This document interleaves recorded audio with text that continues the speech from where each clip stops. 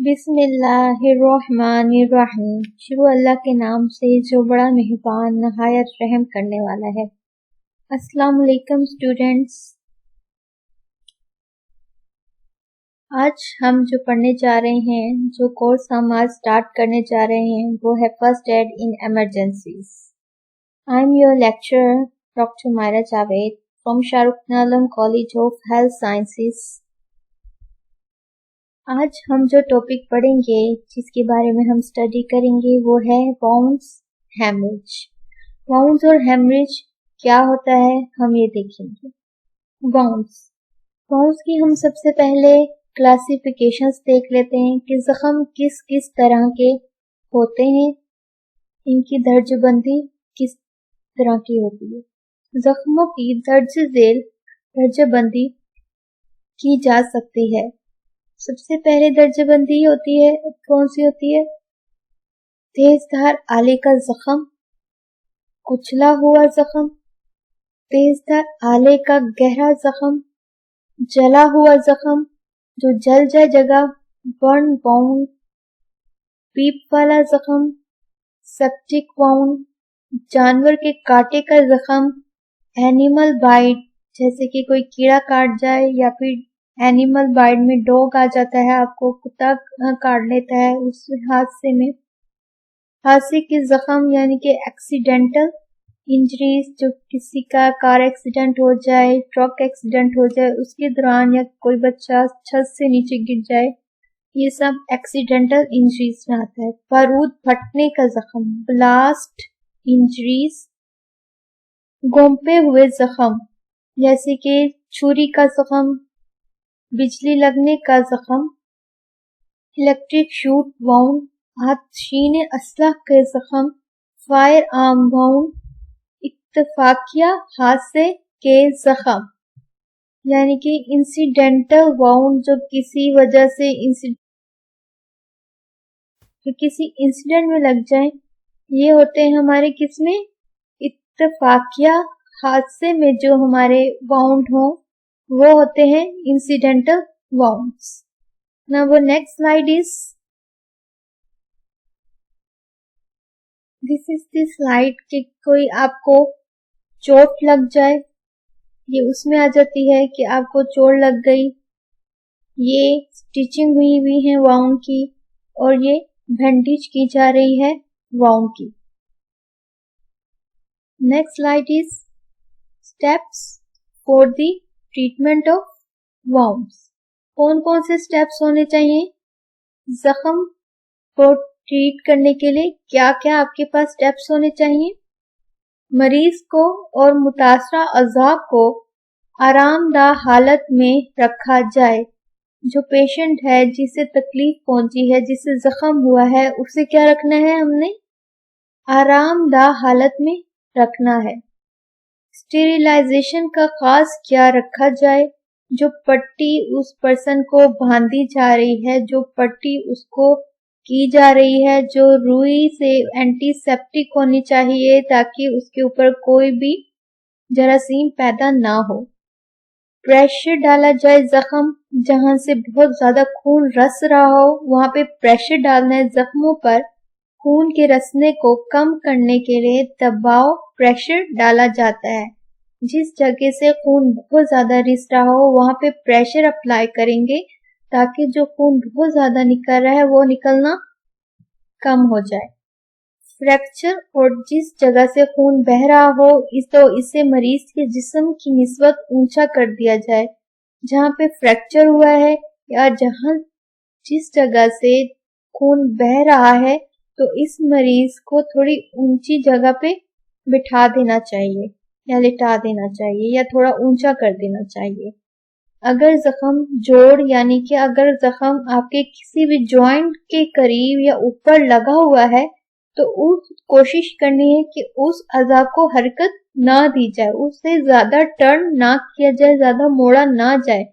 हो सकता है अगर फ्रैक्चर हुआ है जॉइंट में, तो वो टूटने की हड्डी का खतरा होता है।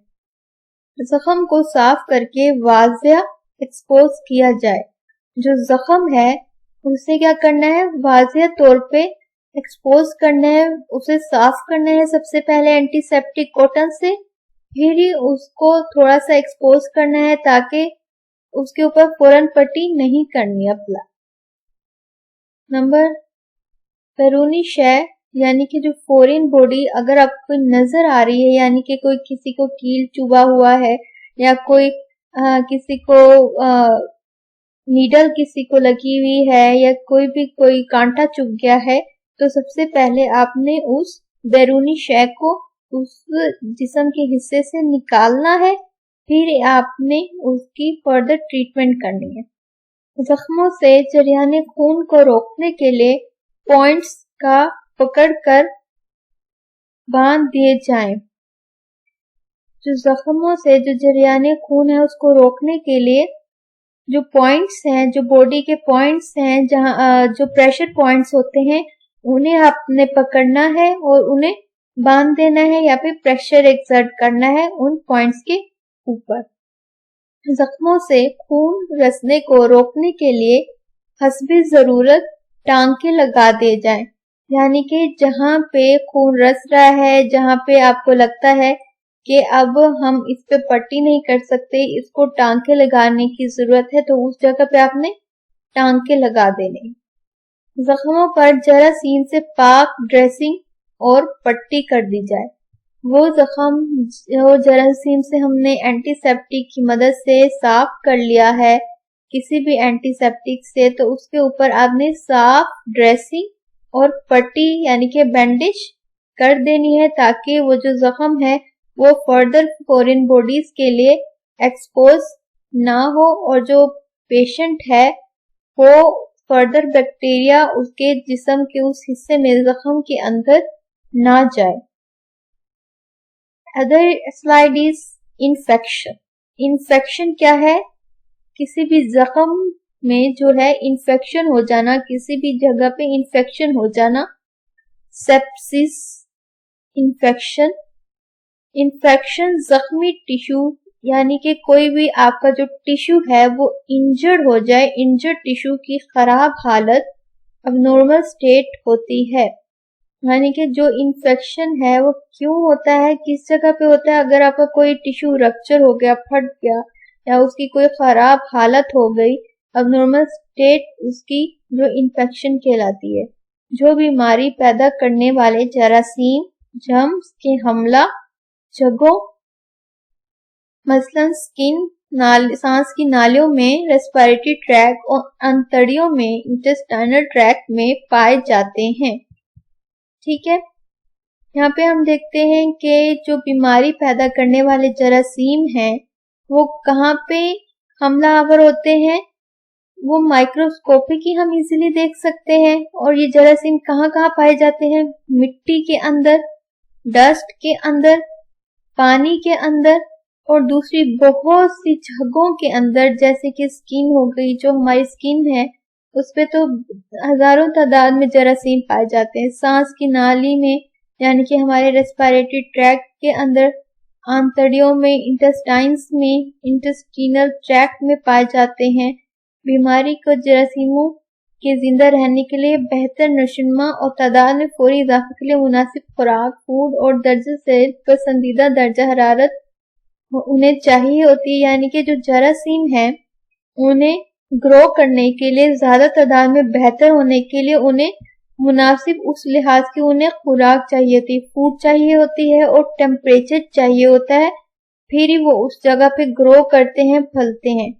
तमाम जगह की मॉइस्चर की जरूरत होती है। जो बैक्टीरिया है उन्हें मॉइस्चर, टेम्परेचर, फूड, इन सब चीजों की जरूरत होती है ताकि वो उस जगह पे फल सकें, ग्रो कर सके। इसलिए कहते हैं कि जो जख्म है उसे फौरन साफ किया जाए और उस पे बैंडेज लगाया जाए ताकि जो बैक्टीरिया है वो अपनी फर्दर जिस्म के अंदर जगह ना बना सके। जब जख्म में ये बीमारी के जरासीम बाहर से या इंसानी जिस्म में से दाखिल होते हैं तो बहुत तेजी से इनमें इजाफा होता है। जख्म के मकामी टिश्यू पर इन्फेक्शन का बाइस हो जाते हैं। इन्फेक्शन के बाद ये जगह सुर्ख और बाकी जिस्म के हिस्से की निस्बत गर्म हो जाती है।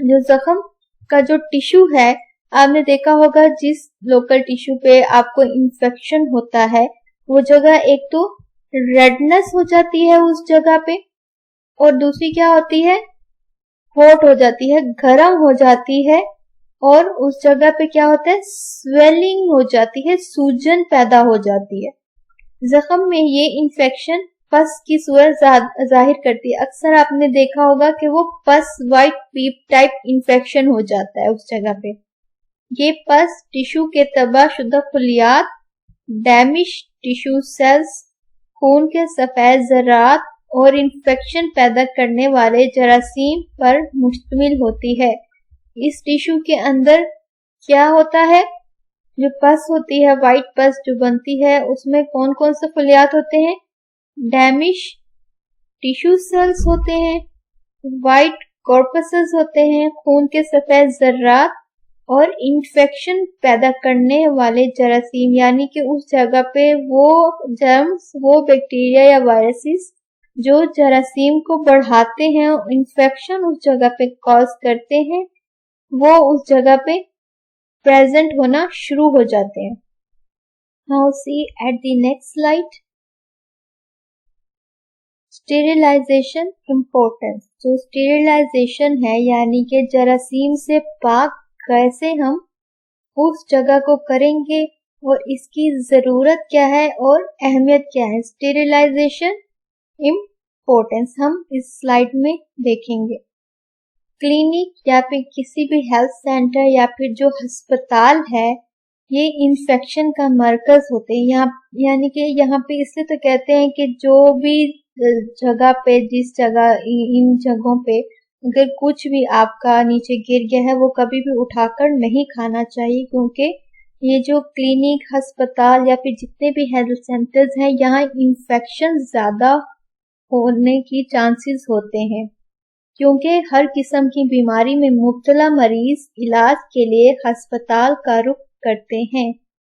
ان مریضوں کے کھانسنے تھوکنے سانس لینے یا پھر گندے زخموں سے جو مواد کا اخراج ہے یعنی کہ کوئی بھی مواد ہو گیا جیسے قے کرنا یا پھر انفیکشن کی وجہ سے پیشاب کرنا یعنی کہ پخانے کا اخراج قے کرنا علاج کے لیے ان ہسپتالوں میں قیام سے مزید خطرناک بیماریوں کے پیدا ہونے کا سبب پیدا ہوتا ہے اور اکثر آپریشن وغیرہ کے دوران بھی جراثیم منتقلی ہو جاتی ہے. ان بیماریوں میں مہلک جراثیم اور وائرس سے ماحول آلودگی کی وجہ سے گندا ہو جاتا ہے. چھوت کی بیماریوں میں مبتلا مریضوں کی پٹیاں کرنے جو اکثر لوگوں کو چھوت کی بیماریاں ہوتی ہیں ان سے جو مبتلا بیماریاں ہیں وہ جیسے پٹی کرنے زخم کو دھونے ٹانکے لگانے ٹیکے لگانے ان کی وجہ سے اکثر لوگوں کو بیماریاں پیدا ہو جاتی ہیں.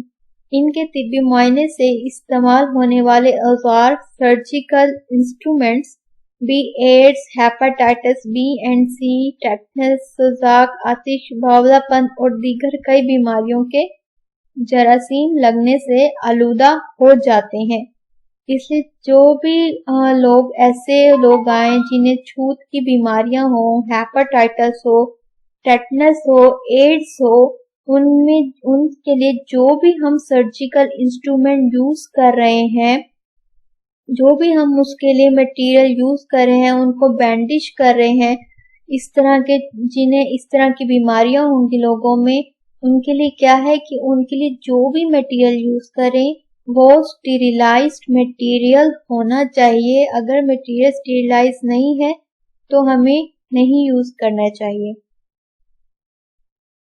اس لیے ہسپتالوں کے اندر اندرونی ماحول اور ان اوزاروں کی اسٹیریلائزیشن انتہائی ضروری ہوتی ہے. ٹھیک ہے اس لیے انہوں نے یہاں بتایا ہے کہ جو ہسپتال ہیں ان کے جو فلورز ہیں انہیں کس لیے اینٹی سیپٹک سلوشن سے صاف کیا جائے. جو انسٹرومنٹس ہیں اوزار ہیں انہیں اچھے سے باقاعدہ طور پہ صحیح طریقے سے اسٹیریلائز کیا جائے تاکہ کوئی بھی عام بیماری پھیلے نہ وہاں پر کیونکہ بہت زیادہ تعداد میں مریض ہسپتالوں میں موجود ہوتے ہیں جس کی وجہ سے خطرناک اور بہنک بیماریاں ہونے کے خطرات پیدا ہو جاتے ہیں. اس لیے کہ ہم اسٹیریلائزیشن کا خاص خیال رکھتے ہیں تاکہ وہ بیماریاں مہلک بیماریاں اس پیشنٹ کو نہ لگے، دوسرے لوگوں تک منتقل نہ ہو، کیونکہ ہسپتال بیماریوں کے علاج اور روک تھام کے لیے ہی بنائے گئے ہیں، اور اسی مقصد کے پیش نظر جتنے بھی ڈاکٹرز، نرسز، پیرامیڈیکل سٹاف اور دیگر جو صفائی کا عملہ ہوتا ہے انہیں خاص اسی طور پہ تعینات کیا جاتا ہے کہ وہ ان سب چیزوں کے بارے میں صحیح طریقے سے فوکس رہیں، ان چیزوں کو ریڈیوس کرنے میں ہیلپ کریں. بیماری کی وجہ سے پیدا ہونے والی کمزوری کی بنا پر مریض کی قوت مدافعت امیونٹی بھی کم اور کمزور پڑ جاتی ہے، جس کی بنا پر مزید نئی بیماریاں یعنی کہ سیکنڈری انفیکشن لگنے کے امکانات ان لوگوں میں زیادہ پیدا ہو جاتے ہیں، جس سے ہسپتال میں موجود مریضوں کی بیماریاں ایک دوسرے کو لگ سکتی ہیں. جو ہسپتال کا عملہ ہے وہ تندرست انسانوں اور بیمار لوگوں کو مزید نئی بیماریوں کے انفیکشن سے بچانے کے لیے ہسپتال کے ماحول اور استعمال ہونے والی چیزوں کو اسٹیریلائز اچھے سے کرے، اور یہ انتہائی ضروری ہے. یہاں پہ انہوں نے آخر میں آپ کو بتا دیا کہ کیا ہے، انتہائی ضروری ہے. بے شک آپ گھر میں ہوں، باہر ہوں، ہر چیز آپ کی پراپر اسٹیریلائز ہونی چاہیے. بے شک آپ پانی بھی یوز کر رہے ہیں کسی لوکل، تو آپ اس کو سب سے پہلے اچھے سے بوائل کریں، اسے اسٹیریلائز کریں تاکہ اس پانی کے اندر یا پھر کوئی بھی انسٹرومنٹ آپ نے یوز کیا ہے باہر سے تو وہ بہتر طور پہ اس پہ جراثیم اس کے اوپر پریزنٹ نہ ہو. دوسری سلائیڈ دیکھتے ہیں. Next topic is the haemorrhage and bleeding. Haemorrhage اور بلیڈنگ کیا ہے؟ جریان خون، ہیمریج اینڈ بلیڈنگ کسی بھی وجہ سے جسم میں خون کی نالیوں یعنی کہ جو بلڈ ویزلز ہیں انہیں ہم کیا کہتے ہیں؟ نالیوں کو ضرر یا نقصان پہنچنے سے بلیڈنگ اور ہیمریج. ہیمریج کیا ہوتا ہے؟ جریان خون ہوتا ہے. بلیڈنگ ہیمریج کس وجہ سے ہوتا ہے؟ کہ بلڈ ویزلز کو کوئی بھی نقصان پہنچے، کسی وجہ سے اسے ضرر پہنچے تو ہیمریج اور بلیڈنگ ہونے کے خدشات پیدا ہو جاتے ہیں. بلڈ سے نالیاں کون سی ہوتی ہیں؟ خون کی انتہائی باریک نالیاں جنہیں ہم کیا کہتے ہیں؟ کیپیلریز ہم جنہیں کہتے ہیں. اس کے بعد وریدیں ہوتی ہیں جنہیں ہم کیا کہتے ہیں؟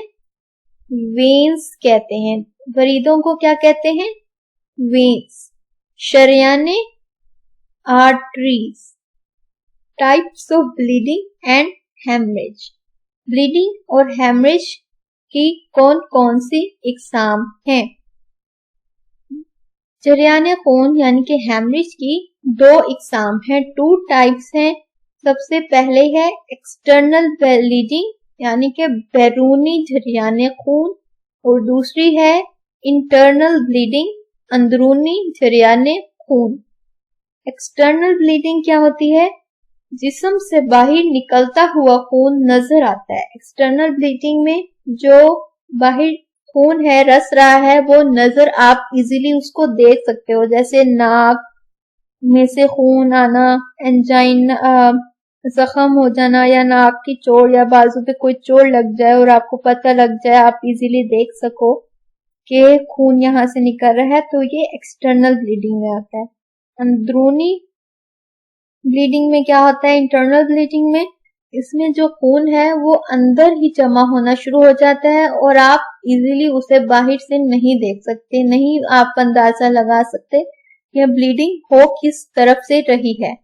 کیپیلریز کو زد پہنچنے سے صرف خون رستا ہے. جو کیپیلریز ہیں اگر انہیں کوئی بھی ضرر پہنچے تو یہاں سے صرف خون ہلکا ہلکا رسے گا، جبکہ وریدیں کون سی تھی؟ وینز. وریدیں آر دی وینز کے کٹنے یا پھٹنے سے قدرے کم بلیڈنگ ہوتی ہے، جبکہ جو آرٹریز ہیں، کیونکہ یہ آرٹریز کیا ہے ہماری बड़ी होती हैं, थोड़ी सी मोटी होती हैं, जिस वजह से इनमें तेजी से ब्लीडिंग होती है। और अगर किसी वजह से दोनों ही कट जाए, यानी कि आर्टरीज और वेन्स दोनों में ही कट हो जाए, दोनों में इंसिजन आ जाए, कटिंग आ जाए, तो शदीद ब्लीडिंग हो सकती है। और इस हालत में कौन सी हालत में ये अक्सर होता है? हादसात की सूरत में। ये हादसात की सूरत में होता है, दहशतगर्दी की सूरत में होता है, डस्टर बम लगने की वजह से हो सकता है, या खुदकश हमला हुआ हो और वहां पर जो छल्ले नुमा जो गोलियां होती हैं वो आकर हिट हो जाएं, लग जाएं, तो उन हालात में शदीद ब्लीडिंग वाक़या हो सकती है। किसी भी वजह से ब्लीडिंग जिस्म के अंदर यानी कि इंटरनल हो रही हो या फिर बैरूनी या एक्सटर्नल हो रही हो, बहुत कम मिकदार में खून जख्म में से खून की बारीक नालियों कैपिलरीज से आता है। अब हम देखते हैं वजूहात। कौन कौन सी वजूहात हैं जिसकी वजह से ब्लीडिंग और हेमरेज होने के खदशात ज्यादा हो जाते हैं। नंबर 1 इज दी एक्सीडेंट्स, हादसा। किसी वजह से कोई हादसा पेश आ जाए किसी इंसान के साथ, तो उसमें ब्लीडिंग और हेमरेज हो जाती है। तेजधार आले का गहरा जख्म, स्टैब वाउंड्स, गोली लगने से जख्म, फायर आर्म, हमल से बच्चेदानी की ट्यूब का फट जाना, एक्टोपिक प्रेगनेंसी के दौरान, अबॉर्शन, हमल ज़ाया होना, अबॉर्शन में इंटरनल ब्लीडिंग हो सकती है, बच्चे की पैदाइश से पहले जरियाने खून APH। Next slide. और किस किस सूरत हाल में इंजरी हो सकती है, वॉन्ड पैदा हो सकता है, सिवियर इंजरी, शदीद चोट लग रही है, उस सूरत में ब्लीडिंग होती है। मेजर ऑपरेशन के दौरान, बड़ा ऑपरेशन हो उस दौरान, टोन ऑफ आर्टरी, शरियान या आर्टरी का फट जाना, रान की हड्डी का टूट जाना, नेसल ब्लीडिंग, ब्लड प्रेशर अगर बहुत ज्यादा हाई हो गया है, बहुत ज्यादा अगर 140-145 से हाई अगर ब्लड प्रेशर राइज कर गया है, तो नेसल ब्लीडिंग हो जाती है। वो आपको बता देती है कि जो पेशेंट है इसकी हालत इस काबिल नहीं है या फिर इसका ब्लड प्रेशर बहुत ज्यादा हो गया है। बच्चे की पैदाइश के बाद जरियाने खून PPH, बच्चे की पैदाइश या डिलीवरी के दौरान ब्लीडिंग होती है। यूट्रस के मुंह पर प्लेसेंटा का जुमना, प्लेसेंटा प्रेविया, प्लेसेंटा अलहदा होना। जब प्लेसेंटा अलहदा होता है, अब्रप्शन होती है प्लेसेंटा की, पुराने यरकान की वजह से खुराक की नाली से जरियाने खून। बाज़ दफा ब्लीडिंग की वजह और चोट इतनी ज्यादा खतरनाक नहीं होती, लेकिन मिकदार में ज्यादा खून बह जाने से सूरत हाल खराब हो जाती है। ब्लीडिंग या हेमरेज की वजह से मौत भी वाक़या हो सकती है। This one is the important point के बाजू का चोट हमें इतनी ज्यादा खतरनाक नजर नहीं आ रही होती, लेकिन वो जो उस चोट की वजह से जो खून बहुत ज्यादा उस पेशेंट के जिस्म से निकल चुका होता है, बह गया होता है, उस मिकदार की कमी की वजह से खून की जिस्म के अंदर जो शरियान है वो फटने का खदशा पैदा हो जाता है, जिसकी वजह से एट अ टाइम मौके पर ही लोगों की मौत वाक़या हो जाती है। This is the diagrammatic view of how the bleeding or hemorrhage can be caused. This is the ischemic stroke. This is the blockage of the artery. This is the brain hemorrhage. किसी भी when का या शरियान का, artery का bleed कर जाना, फट जाना, जिसकी वजह से हेमरेज वाक़या हो जाता है। 15% of the strokes are due to bleeding in or around the brain. जो हमारे 15% जो स्ट्रोक्स होते हैं वो ब्लीडिंग की वजह से होते हैं, जो दिमाग के अंदर या फिर उसके इर्द गिर्द होने की वजह से हेमरेज होता है। इन्हें हम क्या कहते हैं? इन्हें हम हेमोरेजिक स्ट्रोक्स कहते हैं, इस तरह की जो हेमरेज वाक़या होता है। The last slide is about the sign and symptoms of hemorrhage and bleeding.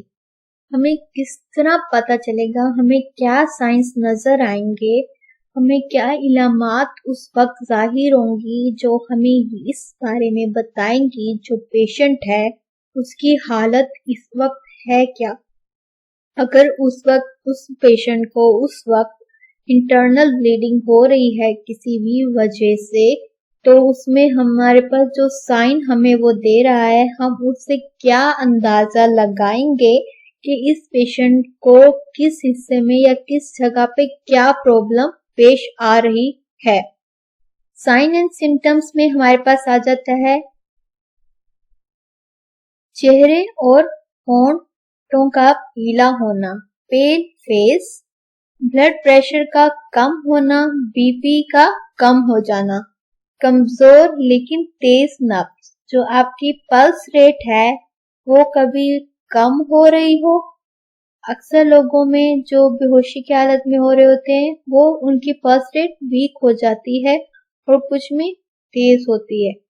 Shock की हालत में ठंडी बेरोनक जिल्द, कोल्ड क्लैमी स्किन, नींद बेहोशी, फेंटनेस, शदीद प्यास, वेट, थर्स्ट, बहुत ज्यादा प्यास का महसूस होना, बेचैनी, रेस्टलेसनेस, आपको बहुत बेचैनी फील हो रही हो उस वक्त पेशेंट को, सर चकराना, गिडीनेस, वो मुकम्मल उसका सर चकरा रहा हो किसी भी वजह से, मुकम्मल बेहोशी या वो बिल्कुल अनकॉन्शियस हो गया हो, होश में ना हो। बालिग अफराद में नॉर्मल हालत में 10 से 11 यानी कि 5 लीटर तक नॉर्मल हमारे पास है कि इतना 5 लीटर तक नॉर्मल पर्सन में खून पाया जाता है। लेकिन अगर ब्लीडिंग हो रही है, अगर एक्सीडेंट कोई हो गया तो उस दौरान ब्लीडिंग हो रही है तो जो खून की मिकदार है, ब्लड वॉल्यूम है, वो क्या होगा, नॉर्मल हमारे 5 लीटर हो गया है, लेकिन इंजरी हुई है, कोई हादसा पेशेंट के साथ पेश आया है तो उसका जो बॉडी में जो ब्लड का मिकदार है, ब्लड का वॉल्यूम है, वो क्या हो जाएगा, कम हो जाएगा। ब्लड वॉल्यूम क्या होगा, लो हो जाएगा उस वक्त उस पेशेंट में, ठीक है, लो हो जाएगा उस पेशेंट में ब्लड का वॉल्यूम, जिससे इंसानी जिस्म में दौरान खून ब्लड सर्कुलेशन मानित पड़ जाती है। जी, तो ब्लड वॉल्यूम कम हुआ तो इसका मतलब ब्लड सर्कुलेशन में भी प्रॉब्लम पैदा होना शुरू हो जाएगी।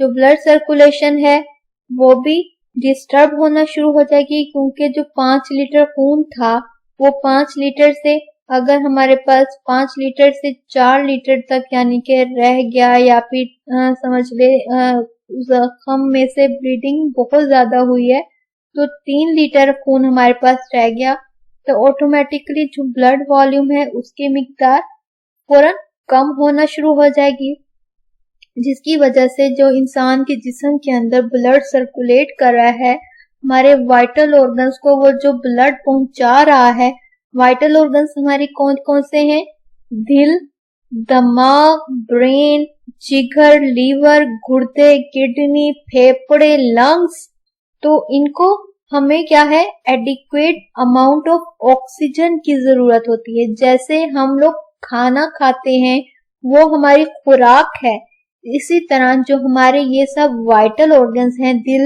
दिमाग, जिगर, गुर्दे, फेफड़े, इन सब की खुराक कौन सी है, ऑक्सीजन।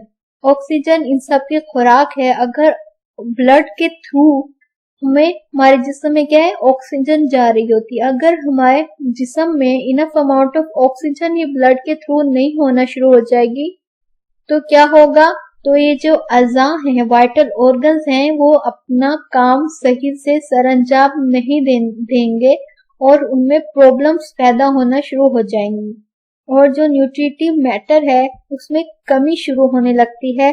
खासकर जो दिमाग को अगर दिमाग में को इनफ ऑक्सीजन नहीं मिलेगा, यानी कि ब्लड नहीं वहां पे जा रहा, तो इसका मतलब ऑक्सीजन की जो सप्लाई है वो भी कम हो गई, जिसकी वजह से क्या है, जो शरियान है ब्रेन की, जो ब्रेन के अंदर आर्टरीज हैं या वेन्स हैं, जो शरियाने हैं, उन्हें क्या है नुकसान पहुंचता है, वो ब्लीड करना शुरू हो जाती हैं, रसने लग जाती हैं, जिसकी वजह से इंसान जो है वो शॉक में चला जाता है या फिर अक्सर हेमरिज की भी इन लोगों में अलामात नमूदार होना शुरू हो जाती हैं। इसलिए जो सबसे पहले जो पेशेंट आता है किसी भी क्रिटिकल सिचुएशन में, तो सबसे पहले उनका ब्लड ग्रुप हम फाइंड करते हैं और देखते हैं कि इनमें जो ब्लड है वो कम तो नहीं हो गया, ब्लड वॉल्यूम उनमें ज्यादा कम तो नहीं हो गया, या इंजरी में या फिर एक्सीडेंट की सूरत में जो ब्लड है वो बहुत ज्यादा लॉस तो नहीं हो गया, ताकि उन्हें दोबारा से हम ब्लड वापस लगा सकें, ताकि उनके जो फर्दर वाइटल ऑर्गन्स हैं उन्हें कोई भी प्रॉब्लम ना हो अपना काम सर अंजाम करने के लिए। The end. This was all about the lecture. Thank you so much for listening the lecture.